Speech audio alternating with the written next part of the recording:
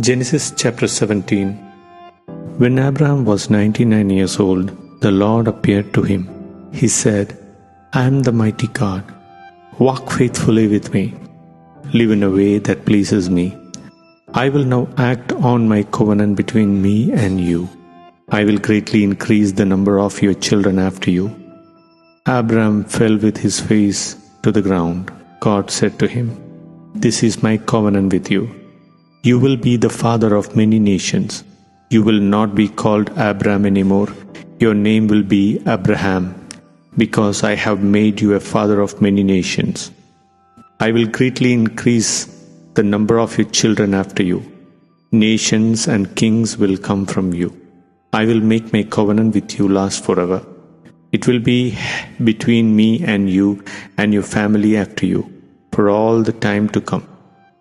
I'll be your God, and I'll be the God of all your family after you. You are now living in Canaan as an outsider, but I will give you the whole land of Canaan. You will own it forever, and so will all your family after you. I will be their God. Then God said to Abraham, You must keep my covenant. You and your family after you must keep it for all time to come. Here is my covenant that you and your family after you must keep. You and every male among you must be circumcised. That will be the sign of the covenant between me and you. It must be done for all time to come. Every male among you who is 8 days old must be circumcised. That includes those who are born into your own family or outside it. It also includes those brought with money from a stranger. So any male born into your family or bought with the money must be circumcised. My covenant will last forever. Your body will have the mark of my covenant on it. Any male who has not circumcised will be separated from his people. He has broken my covenant. God also said to Abraham, Do not continue to call your wife by the name Sarai. Her name will be Sarah. I will give her my blessing. You can be sure that I will give you a son by her.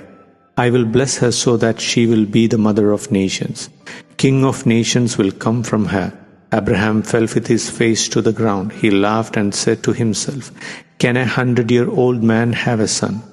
Can Sarah have a child of the age of 90? Abraham said to God, I really wish Ishmael could receive your blessing. Then God said, Yes, I will bless Ishmael, but your wife Sarah will have a son by you, and you will name him Isaac. I will establish my covenant with him. That covenant will last forever. It will be for Isaac and his family after him. I have heard what you said about Ishmael. I will surely bless him. I will make his family very large.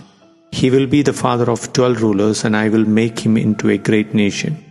But I will establish my covenant with Isaac. By this time next year, Sarah will have a son by you. When God has finished speaking with Abraham, God left him. On that same day, Abraham circumcised his son Ishmael. He also circumcised every male who was born into his family or brought with his money. He did exactly as God has told him. Abraham was 99 years old when he was circumcised. His son Ishmael was 13. Abraham and his son Ishmael were both circumcised on that same day, and every male in Abraham's household was circumcised along with him. That included those born into his family or brought from a stranger. Genesis chapter 18. The Lord appeared to Abraham near the large tree of Mamre. Abraham was sitting at the entrance to his tent. It was the hottest time of the day. Abraham looked up and saw 3 men standing nearby. So he quickly left the entrance to his tent to greet them.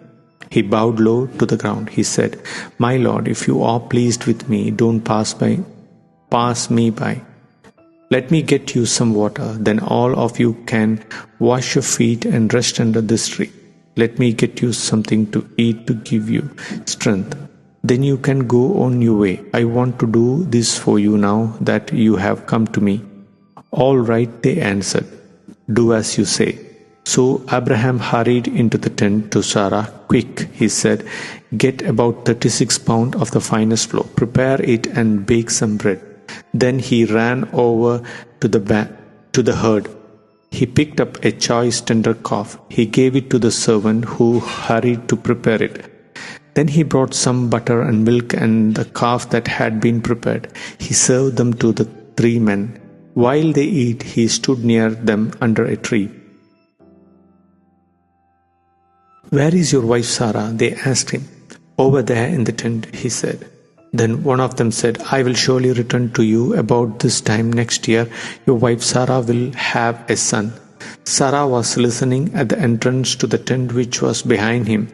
Abraham and Sarah were already very old. Sarah was too old to have a baby, so she laughed to herself. She thought, "I am worn out and my husband is old. Can I really know the joy of having a baby?" Then the Lord said to Abraham, "Why did Sarah laugh? Why did she say, 'Will I really have a baby now that I am old?' Is anything too hard for me? I will return to you at the appointed time next year. Sarah will have a son." Sarah was afraid, so she lied and said, "I didn't laugh." But the Lord said, "Yes, you laughed." The men got up to leave.